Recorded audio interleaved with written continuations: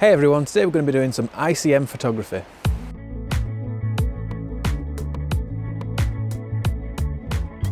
So what is ICM photography? It stands for intentional camera movement. Normally as photographers we're trying to avoid any blurriness or movement in our images.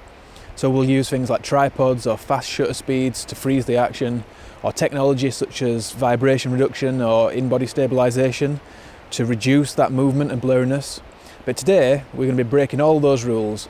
With ICM photography, we're actually trying to create blurriness and movement in our photography to create an artistic effect. So we'll actually be moving the camera as we take the shot with a longish shutter speed, and that will create this artistic, blurry, almost painted feeling to our images. And you can use this technique in all kinds of photography. It's about being creative. But today I've come to a local woodland area. It's Lancet Woods in the Peak District, and we're going to be trying to capture some woodland photography using this technique. So we'll head on and I'll talk about what I'm doing, all the camera settings I'm using along the way.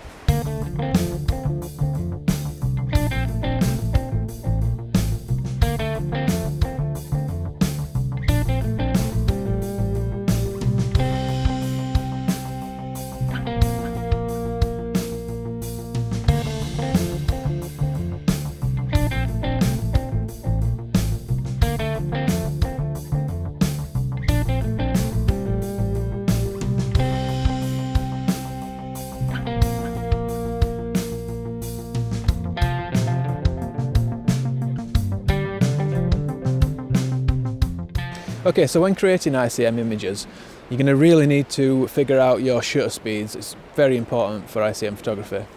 So I'm using shutter speed priority mode. It's quite unusual for me. I normally use aperture priority mode, but by using the shutter speed priority, that allows me to set a shutter speed, and then the camera will automatically set an aperture to compensate for that speed. What it will try to do in low light situations, such as right now, it will try to set the aperture to its lowest or widest setting. So I'm finding that with a shutter speed of around about 1/3 of a second, it's trying to set the aperture to around about f4. I want an aperture of around about 5.6 or 6.3. So to compensate, I'm just putting the ISO up slightly to around about 250 or 320, and around about half second or 1/3 of a second, that is giving me an aperture of 5.6 or 6.3. The good thing about woodland is it is quite low light, so that will allow you to get your slower shutter speeds much more easily. It's quite nice to have a vertical panning motion because you've got the tall vertical trees. So as I take the shot, I'll just be slightly moving upwards, and while the shutter is open, it'll be taking that shot as I move, and that will create the movement and blur in the image.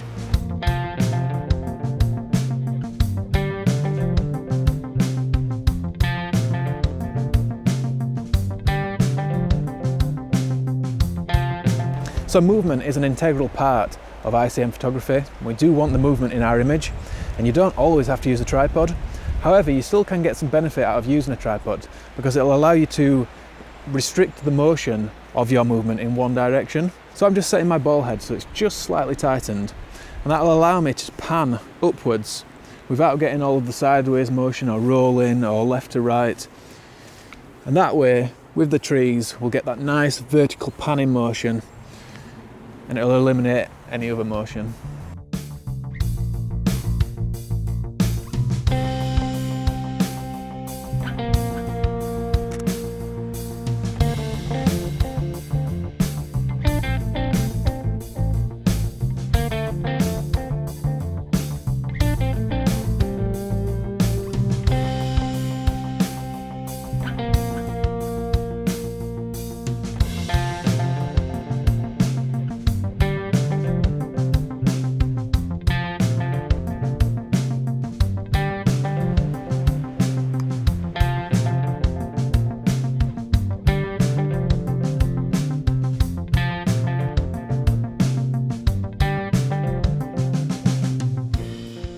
If you're shooting in quite bright light, you might not be able to get your shutter speed as slow as you would like it.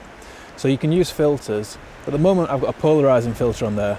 I quite like a polarizing filter for woodland anyway because it removes reflection and glare.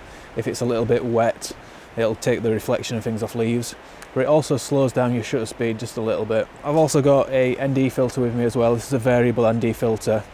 and if I really need to cut down the light coming into the camera, I'll pop this on the front, and that'll really allow me to cut down the shutter speed and get the effect that I want.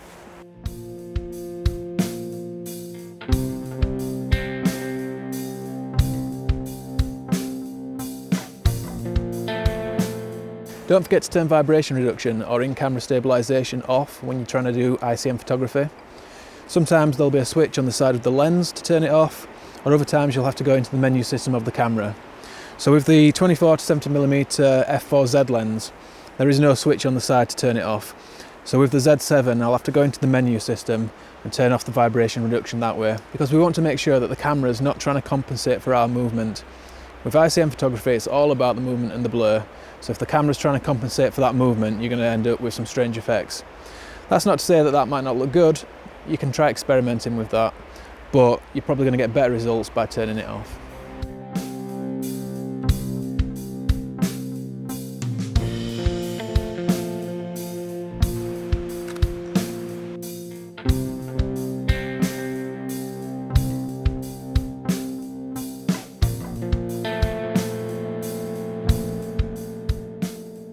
Just because this is an experimental type of photography, don't neglect all the usual things that you would think about when taking a normal shot.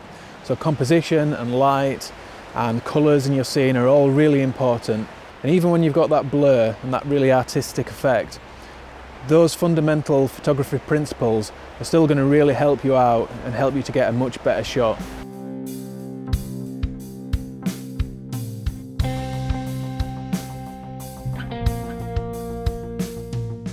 Another technique you can try is to set your shutter speed for slightly longer, say between 1 and 2 seconds. And then when you take your shot, hold it steady for about a second and then move it for the final second. That way you're going to get a lot of your shot without movement, but then overlaid with some movement on top of it, and that can create a really nice effect too.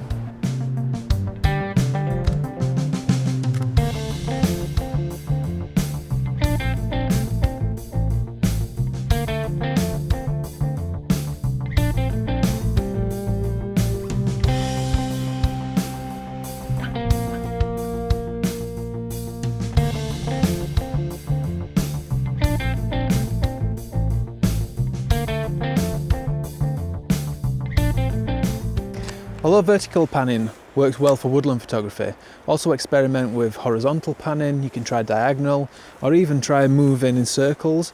It's really all about experimentation and just seeing what results you can come up with.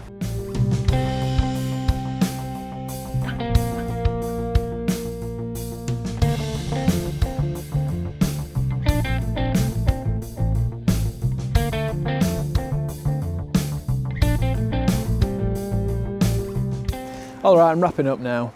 I've got some images, I've had loads of fun this morning. It's made a really nice change to come out and not have to worry about all the usual stuff like getting on the tripod, getting the right shutter speed, you know, setting the right ISO. It's just been really laid back, fun and creative. I think I've got some decent images, but I won't know till I get back.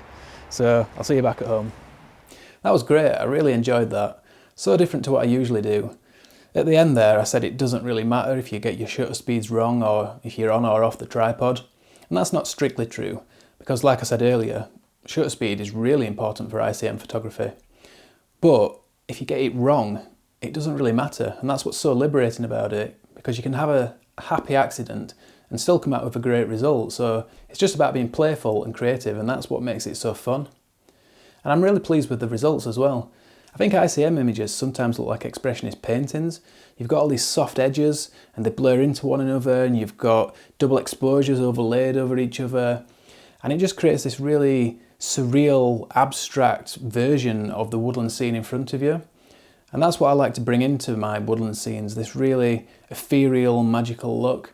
So I'm not going to be doing this every week, but it has been great fun, and I am going to bring some of this inspiration into my usual woodland and landscape photography. One thing I didn't try out that I wanted to do is zoom in whilst taking the exposure. So you would take the shot and then zoom in or zoom out before the shot ends. And that way it should create this effect where everything is rushing towards you. But that's one for another video, so I'll try that out next time. I've just got a few more shots to show you, so I'll put those on screen now.